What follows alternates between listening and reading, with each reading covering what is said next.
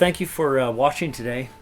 I want to thank all of you for sending me videos and things. Now, I want to preface this by letting you know that I try not to watch other videos. I rely on the Father to give me the information, and then I confirm it within scriptures.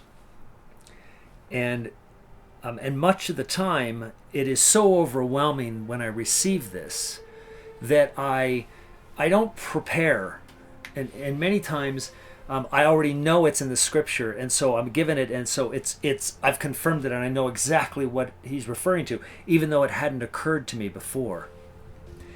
So know that in my preparation for these videos is that I don't have preparation. When I'm told to hit record, I hit record, and most of the time I really don't even know what I'm going to talk about next. I just hit record and start talking. And then I take the video and I put it into the editor, and I don't listen to it. I just put it into the editor, and then I render that video, and then once it's rendered, I upload it. So the very first time that I actually hear what I said back is when I watch it the same time that you're watching it. And that's how confident I am in what the Father gives me, is that I'm not concerned about an edit or a mistake, or if I misinterpret a word or something. I'm not concerned about those things. The message is far too important to get out. The message of love and the message that is told throughout the scriptures that we've been completely, we've been taught a very distorted version of it by the enemy, and he's done an amazing job at that he's incredibly powerful. But this video, somebody sent me a video, and it is of a and I haven't researched who he is. I don't have to. He is of the indigenous people. I don't know even what tribe. All I know is that I saw something very much on his hat, which is crosses. And what he's speaking of is very much of the foundational tenets of the Christ that I'm speaking about, and not the foundational tenets of the Christian church that you would see today. So the ancient symbol, even long before the days of Yeshua, is a cross, going many, many, many thousands of years before, because the cross is a cosmological plane of energy and sound, and it is also one that must take place in us before we will know this truth, before we will see this enlightenment. And so I wanted to articulate a few things that you're going to be seeing. And this isn't for myself or for a justification of the things that I'm saying. And I'm also going to play the video for you of what the incredible gentleman said, because it's incredibly important to listen to what he says, and you're going to hear him saying very much the same things that I'm saying, even though we've never met. But I'm going to draw something here on this whiteboard, and thank you very much for sending me the whiteboard. I'm going to draw something here for you on this whiteboard that's going to help you understand a little bit of something. Now, many of you have seen this sign. You've seen the sign of the fish, correct? Now, in understanding this sign, I'm going to help you understand a little bit something different, is that when you have the DNA, which is the double helix, or the twisted pair of serpents, right? This is vibrational frequencies of our entire existence as well. It's not only written on our DNA, and it's not only the ancient symbol in the caduceus for medical, but this has existed since the beginning of time, because this is the foundational. In the beginning was the Word, and the Word was God. That's because this is basically, if you could imagine God humming, this is what it sounds and looks like. So these would be ages and periods of time. So this right here would be an age from here in this whole section. And this is also an age in this whole section. And this is also an age in this whole section. And so these energies, you have an upper and a lower. And in this, you have two opposing forces in two different directions. That they're coming in and they're closing in. And this right here is the crossing point. So this is what the fish is representative of. That you get here, you just cut this right here, and you see that you now have the fish. I'll give it a little eye so you can understand what I'm speaking of. So here is the fish of Christ. And this here would be the cross. Now I'm going to turn this over to help you understand where we're at in our time. Right here, this is where we would be at. We're very close to right here, closing in on this crossing point. This part right here that you're seeing, that I'll color in, that would be the Grail. That is the Holy Grail, because this is the age right here of 1,000 years of peace and perfection, because we all have combined and we all have met the enemy and we have met the Father and we understand both, and the enemy is destroyed because love is more powerful. So the Father's love overpowers the enemy, and we come out of this being very, very, very close to the Father and understanding very intimately the law of God, and so everyone honors it, and He is among us and we are among Him. And so as we go, we will continually get farther and farther apart until we become part of this period again. So now understand this, is that when we're here in this age, so let's go to here. When we're here in this age, we have very different opinions as opposed to what God would be here. Let's put the Father for F, and let's put the enemy down here, E for the enemy. So He's the lower, and the Godhead, the Father, is the upper. Now, during this course of time, those that are way down here, they're hidden. They're off in caves somewhere. They're quite hidden. As we come closer, the truth begins to come into one. All things hidden will be revealed according to Scripture, and that's what's taken place here. So I'm just doing this as kind of a very interesting exercise for you to understand the energies and the sound that is taking place, these energies that you feel. Now these are also resonating through here as frequencies going through this. Right? So you have these sound frequencies, and of course there is always going to be the inverse of these. You're always going to have variance, another variant inside this twisted pair, condensed down to here, and inside those you're going to have multiple layers of those frequencies and those sounds, and you will react to those. You are reacting to God. Now these energies are also the inverse of the power of God, which is the enemy, because that's what he was created from, is the inverse of the energy and the attributes of God. That's why he is the inverse of God. As above, so below, on earth as it is in heaven. It's the reflection. When you look at yourself in a mirror, you're not seeing you. You might recognize it as you, but you're seeing the inverse of you. So the person in your mirror isn't who you are right here. It's literally an inverse image. So if that image also contained the spiritual aspects and the spiritual personalities and the value system that you hold, you would then see all of the manifestations of those inverse. Because as above, so below, on earth as it is in heaven, or as Christ would say, truly, truly, I say to you. When he says that, what he's about to say next, he's saying that it's true in both directions. It's an inverse attribute. So this is kind of a fun, interesting way of understanding the situation that we're in and helping you understand why love is so important and how to understand the Scriptures and why it might be so confusing for some. But here we are in this world where we have the Father here and we have the enemy here.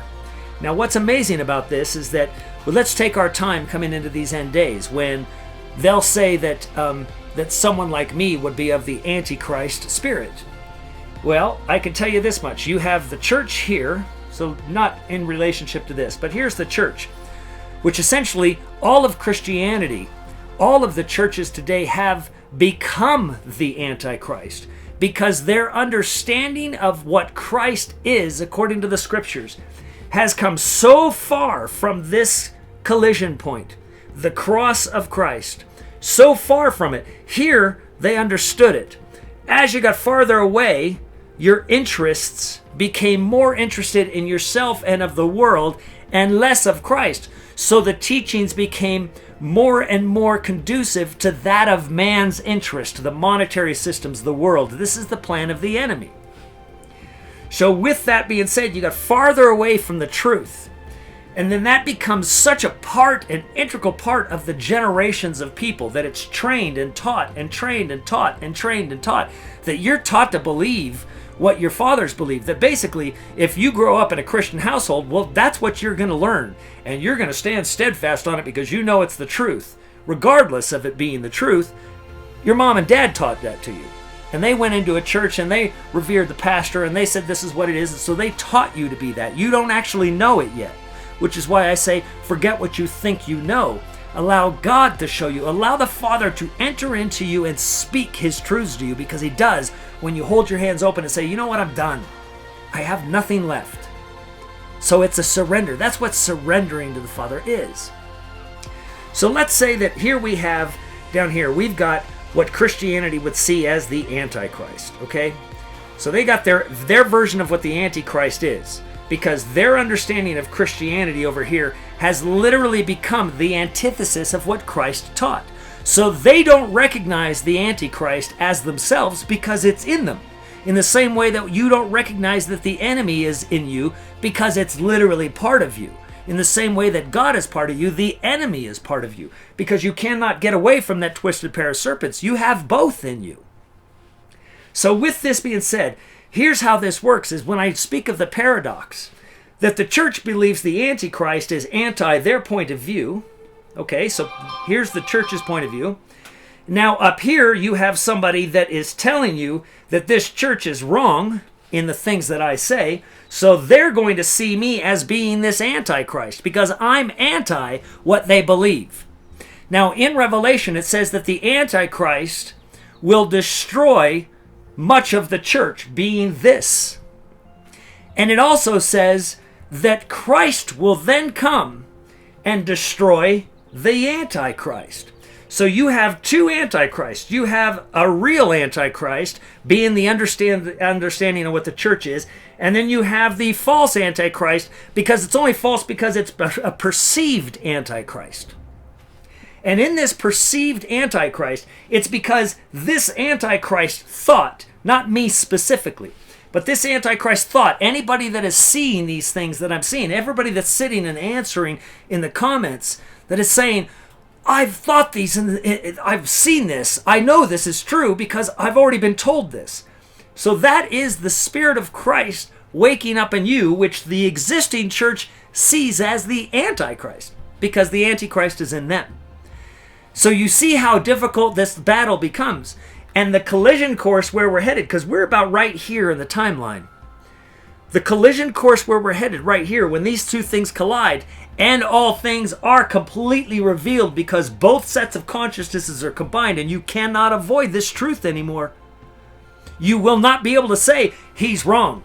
So what will happen is, all of the people that fought the true Christ Spirit are going to recognize the lie in themselves because the truth is revealed. And they're going to throw themselves on the ground and throw dirt and ashes on their head. And they will never let themselves stand by the Father. They will never be a part of this 1,000 years. They will never be a part of it. They are so unworthy in themselves. This is where it says that they will seek death and death will flee from them.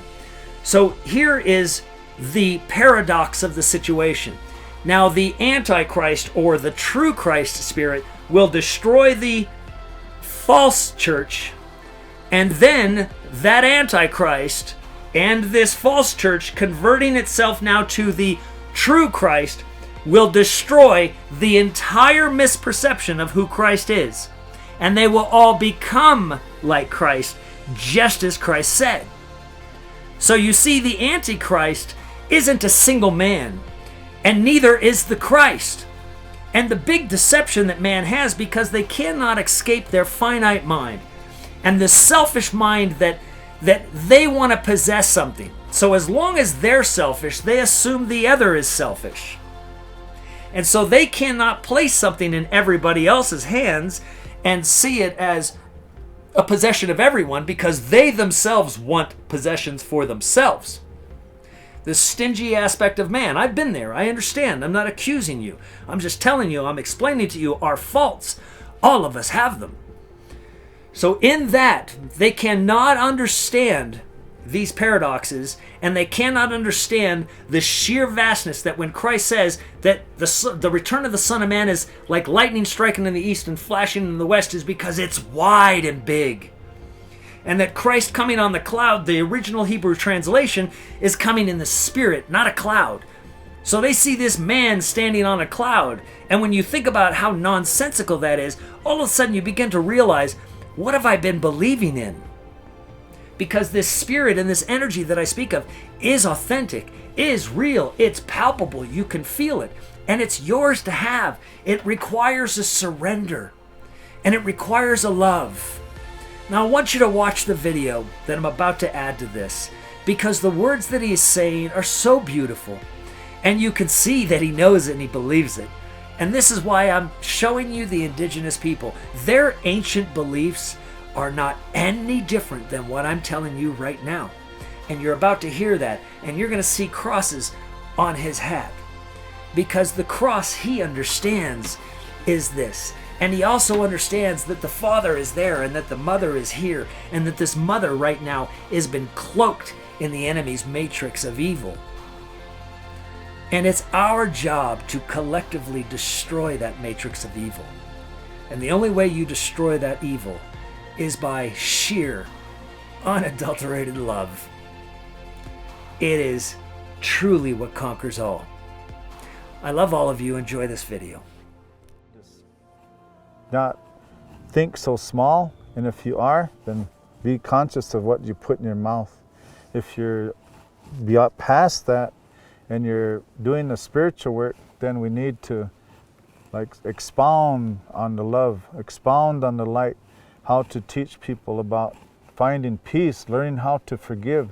There's a lot of people who don't know how to forgive. That's why in a lot of places there's no peace.